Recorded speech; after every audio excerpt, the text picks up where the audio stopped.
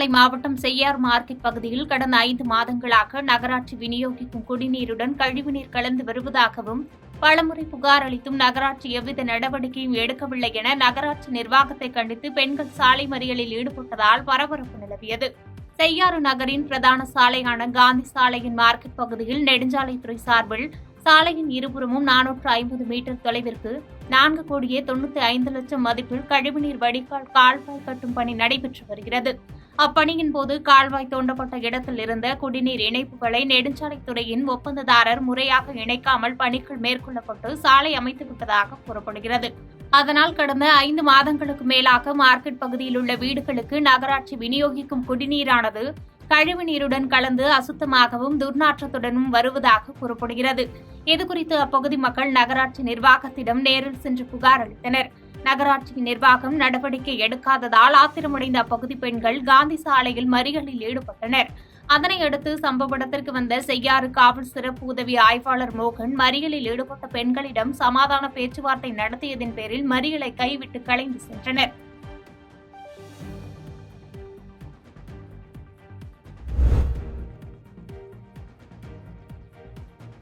அருப்புக்கோட்டை அருகே ஆத்திப்பட்டி ஊராட்சியில் திறந்தவெளியில் குப்பைகளையும் மருத்துவ கழிவுகளையும் கொட்டி தீ வைத்து எரிப்பதால் அப்பகுதியில் கடும் சுகாதாரக்கேடு ஏற்பட்டு வருகிறது. விருதுநகர் மாவட்டம் அருப்புக்கோட்டை அருகே ஆத்திப்பட்டி ஊராட்சியில் 5000க்கும் மேற்பட்ட குடும்பங்கள் வசித்து வருகின்றனர். ஆத்திப்பட்டி ஊராட்சி மன்ற தலைவராக அதிமுகவை சேர்ந்த மாவட்ட இணை செயலாளர் ராஜேஸ்வரி இருந்து வருகிறார். இவரது கணவர் யோக வாசுதேவன் அருப்புக்கோட்டை ஒன்றிய அதிமுக செயலாளராக இருந்து வருகிறார். இந்நிலையில் ஆத்திப்பட்டி ஊராட்சியில் பல இடங்களில் திறந்த வெளியில் குப்பைகள் கொட்டப்படுவதாக புகார்கள் எழுந்தது. திருச்சுழி சாலை, செம்பட்டி சாலை உள்ளிட்ட இடங்களில் பிளாஸ்டிக் கழிவுகள், கடைகள், உணவகங்களில் சேரும் குப்பைகள் மற்றும் அங்குள்ள மருத்துவமனைகளில் சேரும் மருத்துவ கழிவுகள் அனைத்தும் திறந்த வெளியில் கொட்டப்படுகிறது. இவ்வாறு கொட்டப்படும் மருத்துவ கழிவுகளையும் பிளாஸ்டிக் கழிவுகளையும் இவ்வாறு தீ வைத்து எரிப்பதால் கடுமையான விஷப்புகை உண்டாகி அப்பகுதி மக்களுக்கு சுவாச பிரச்சினைகள் ஏற்படும் அபாயம் உள்ளது. இதுகுறித்து அப்பகுதி மக்கள் பலமுறை ஊராட்சி நிர்வாகத்திடம் புகார் அளித்தும் எந்த நடவடிக்கையும் இல்லை. எனவே மாவட்ட நிர்வாகம் இதில் தலையிட்டு இதுபோன்று திறந்த வெளியில் குப்பைகளை கொட்டுவோர் மீது நடவடிக்கை எடுப்பதோடு குப்பைகளை தீ வைத்து எரிப்போர் மீதும் கடும் நடவடிக்கை மேற்கொள்ள வேண்டும் என அப்பகுதி மக்கள் கோரிக்கை வைத்துள்ளனர்.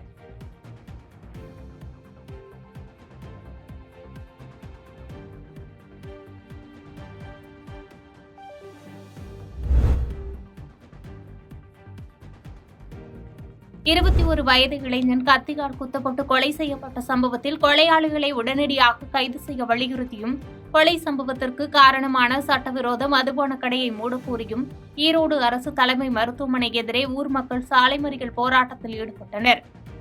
ஈரோடு மாவட்டம் கொடுமுடி அருகே உள்ள முனியப்பன் பாளையத்தைச் சேர்ந்தவர் ஹரிஷ்குமார். இவருக்கும் அதே பகுதியில் வசித்து வந்த வெள்ளையங்கிரி என்பவருக்கும் முன்விரோதம் காரணமாக ஏற்பட்ட தகராறில் ஹரிஷ்குமார் கழுத்தில் கத்தியால் குத்தப்பட்டு நேற்று பரிதாபமாக உயிரிழந்தார்.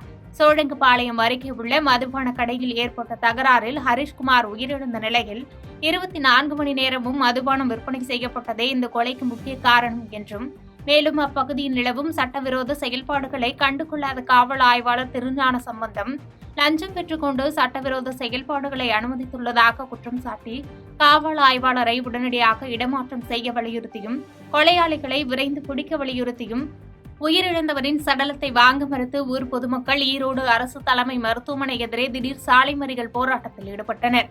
சுமார் 1 மணி நேரம் போக்குவரத்து கடுமையாக பாதிக்கப்பட்ட நிலையில் மாவட்ட வருவாய் கோட்டாட்சியர் சதீஷ்குமார் தலைமையில் போராட்டத்தில் ஈடுபட்டு வந்த பொதுமக்களிடையே பேச்சுவார்த்தை நடைபெற்றது. உடனடியாக பேச்சுவார்த்தையில் உடன்பாடு ஏற்பட்டு சட்டவிரோத மதுபான கடையும் காவல் ஆய்வாளர் இடமாற்றம் செய்யவும் உறுதி அளிக்கப்பட்ட நிலையில் பொதுமக்கள் சாலை மறியல் போராட்டத்தை கைவிட்டு கலைந்து சென்றனர்.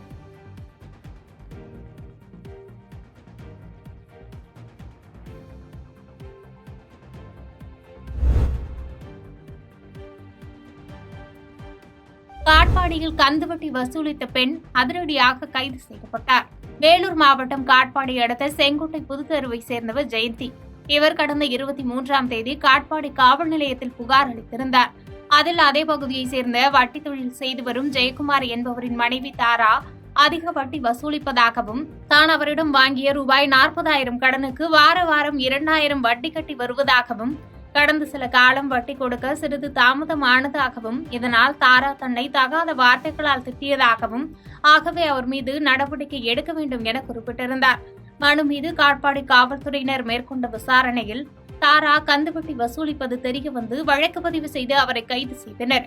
மேலும் அவரிடமிருந்து 21 வெத்து பத்திரங்கள், 8 எழுதி கொடுத்த பத்திரங்கள், கார் மற்றும் இருசக்கர வாகனத்தின் RC புக் 3 உள்ளிட்டவைகள் பறிமுதல் செய்து கைதான கந்துவட்டி வசூலித்த தாராவை நீதிமன்ற காவலில் வேலூர் பெண்கள் தனி சிறையில் அடைத்தனர்.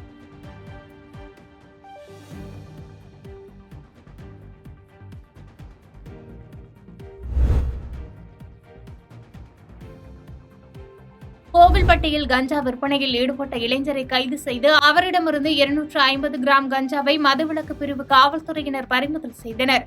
தூத்துக்குடி மாவட்டம் கோவில்பட்டி காந்திநகர் முத்துராமலிங்க தேவர் தெருவில் கஞ்சா விற்பனை செய்யப்படுவதாக வந்த தகவலை அடுத்து தூத்துக்குடி மாவட்ட கண்காணிப்பாளர் மற்றும் மாவட்ட மதுவிலக்கு அமல் பிரிவு காவல்துறை கண்காணிப்பாளர் செந்தின் இளந்தரையன் ஆகியோரின் உத்தரவின் பேரில் கோவில்பட்டி மதுவிலக்கு அமல் பிரிவு காவல் ஆய்வாளர் மேகா மற்றும் தலைமை காவலர் தாமோதரன், இன்பராஜ், ராஜேந்திரன் ஆகியோர் அடங்கிய குழு அப்பகுதியில் கண்காணிப்பை மேற்கொண்டனர். அப்போது சந்தேகப்படும்படி அங்கு நின்றிருந்த காந்தி நகரை சேர்ந்த மகேந்திரன் மகன் துரைபாண்டி என்பவரை சந்தேகத்தின் பேரில் சோதனை செய்ததில் அவரிடம் கஞ்சா இருப்பது தெரியவந்தது.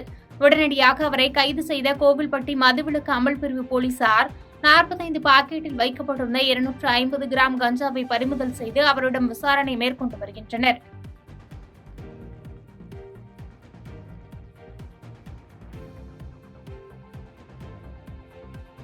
பாதகம் செய்பவரை கண்டால் நாம் பயங்கொள்ளலாகாது பாப்பா. மோதி மிதித்து விடு பாப்பா, அவர் முகத்தில் உமிழ்ந்து விடு பாப்பா. அண்மை செய்திகளை உடனுக்குடன் தெரிந்து கொள்ள இணைந்திருங்கள் இயம்நாடு தொலைக்காட்சியுடன்.